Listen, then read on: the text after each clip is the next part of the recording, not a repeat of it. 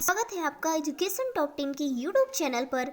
और आज आप हमारे साथ पढ़ेंगे टीचिंग मेथड, जो कि एमपीटेट में मोस्ट इम्पॉर्टेंट है। आपको हमारे साथ बने रहने के लिए हमारे चैनल को लाइक, शेयर और सब्सक्राइब करते चलना है, ताकि आपको आने वाली वीडियो की नोटिफिकेशन हमारे चैनल पे मिल जाए। तो चलिए दोस्तों, स्टार्ट करते हैं आपकी यूनिट मेथड, कौन सी इकाई विधि। तो चलिए यहाँ से स्टार्ट करते हैं। सबसे पहले आपने देखा होगा कि जो यूनिट मेथड है, यहाँ पे इकाई विधि, इसको क्या बोलते हैं। आप एक सेकेंड दोस्तों, थोड़ा जूम कर दो तो आपको अच्छे से दिखेगा। हाँ, इसको कहेंगे इकाई विधि। इकाई विधि जो है इसका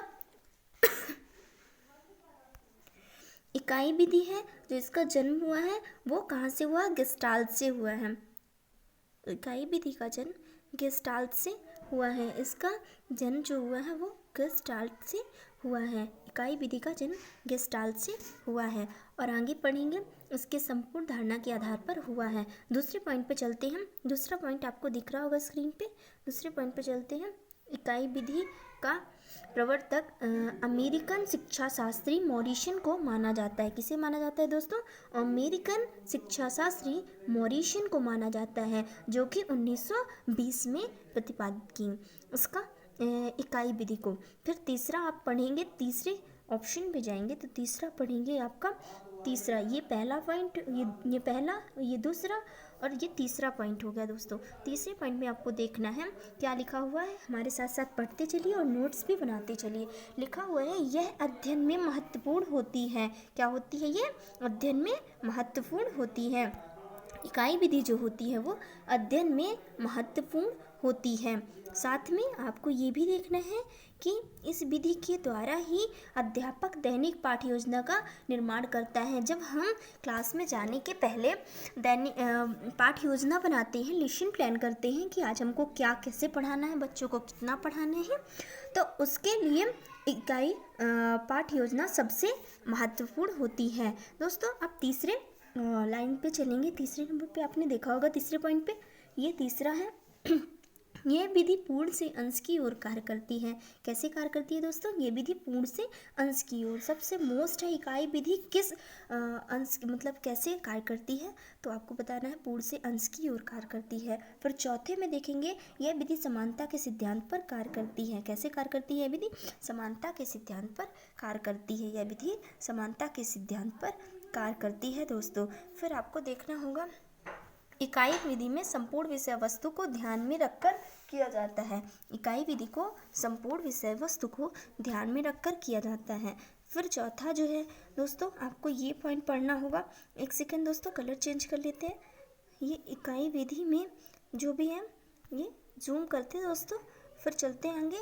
यह एक मनोवैज्ञानिक विधि है। इसमें जो अधिगम वो व्यवस्थित होता है। क्या होता है? अधिगम व्यवस्थित होता है। यह विधि छात्रों को स्वयं अध्ययन के लिए प्रेरित करती है। क्या करती है दोस्तों? यह विधि छात्रों को स्वयं अध्ययन के लिए प्रेरित करती है। तो ये सारे पॉइंट्स आपको पढ़ते चलना है और साथ में नोट्स भी बनाते चलना। तो आपको पीछे चलना है, देखना यहाँ पे देखना है कि इसकी कुछ परिभाषाएं किसने दी है। मॉरिसन ने एक परिभाषा मॉरिसन ने दी है, जो है मॉरिसन के अनुसार इकाई शिक्षण विधि की महत्वपूर्ण परिभाषाएं। पहले मॉरिसन ने कौन सी दी है? इकाई शिक्षण विधि की प्रक्रिया वातावरण, संगठित कला एवं विज्ञान है। क्या है? इकाई शिक्षण विधि की प्रक्रिया वातावरण, संगठित कला और विज्ञान है। दूसरा अन्य के अनुसार देख लेना है, और ये मॉरिसन के अनुसार। दोस्तों, मैं इसको जूम कर देती हूँ ताकि आप भी अपने नोट्स पे और धीरे धीरे इसको लिखते चलें। अब आगे के पढ़ते, इकाई शिक्षण विधि में मुख्य रूप से कितनी बातों को ध्यान रखा जाता है? 2 बातों को। कौन सी बातें हैं ये? पहली है शिक्षण का उद्देश्य, पहली शिक्षण का उद्देश्य, दूसरा विषय वस्तु की प्रकृति। ये दोनों आपको IMP क्वेश्चन पे लिख लेना है।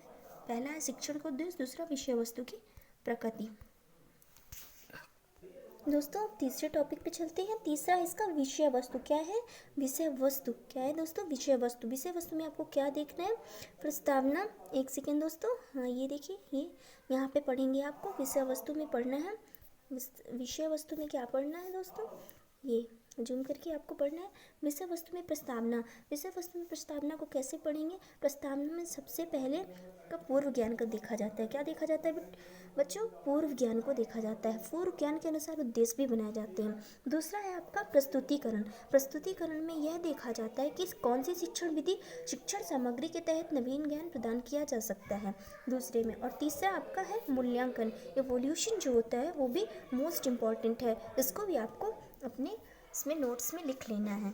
इसको देखिए, नवीन ज्ञान प्रदान करने के पश्चात मूल्यांकन दिखा दिया जाता है कि विद्यार्थी में कितना नवीन ज्ञान प्राप्त है। ठीक है, फिर अगले हेडिंग पे चलते हैं दोस्तों। ये देखिए, अन्य शिक्षा शास्त्रियों के अनुसार, अन्य शिक्षा शास्त्रियों के अनुसार भी इकाई विधि के 3 चरण बताएं। कौन कौन से बताएं? 3 चरण। पहला प्रस्तावना, दूसरा है विकास, तीसरा है पूर्ति। कौन कौन सा? प्रस्तावना, विकास और तीसरा पूर्ति। ये तीनों आपको कंफर्म कर लेनी है। फिर आगे बढ़ते हैं दोस्तों।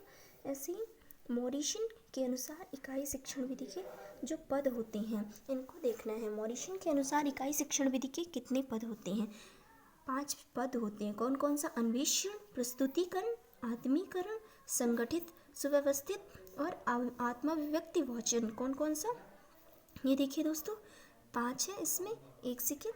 इसके अन्वेषण, प्रस्तुतिकरण, आत्मीकरण, संगठित और आत्माभिव्यक्ति वाचन मूल्यांकन विधि। अब इस चीज़ के दोष देख लेते हैं दोस्तों। ये देखिए, इसके दोष यहाँ पे आ गई है। दोष इसके दोष के बारे में पढ़ेंगे। इसके दोष क्या है? इस विधि का मुख्य दोष यह है कि इसमें समय बहुत लगता है, जिससे कक्षा में निरस्ता आ जाती है। मतलब जब इकाई विधि को हम पढ़ेंगे तो इसमें समय बहुत लगता है और इसमें क्या होता है? कक्षा में निरस्ता आ जाती है। तो चलिए दोस्तों, आपने देखा इकाई विधि। आज हम इकाई विधि आपको पूरी तरह से अच्छी तरह से पढ़ा दी है। और आपको अब क्या करना है? इनका एक नोट्स बनाना है और साथ में आपको लिखते जाना है और मेरे चैनल के साथ जुड़े रहना है ताकि आपको सारी वीडियो मिलती जाएं। चलिए दोस्तों, तो वीडियो देखने के लिए धन्यवाद।